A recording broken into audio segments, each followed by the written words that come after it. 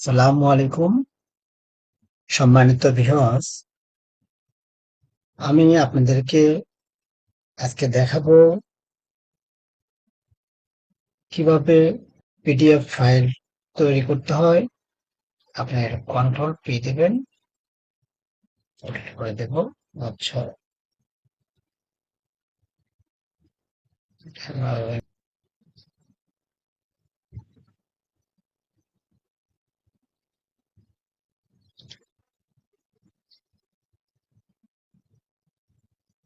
ঠিক মতো করে দেব, দিয়ে আমি পি বলতে যাব।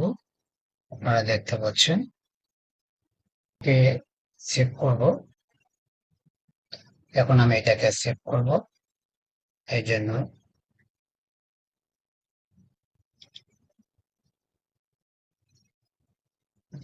ইয়ারলাইন সার্ভে দিই।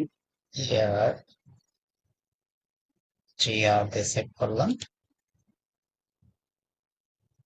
আর আপনারা চাইলে আপনাদের কোনো ক্লায়েন্টকে যদি দিতে চান এভাবে দেবেন।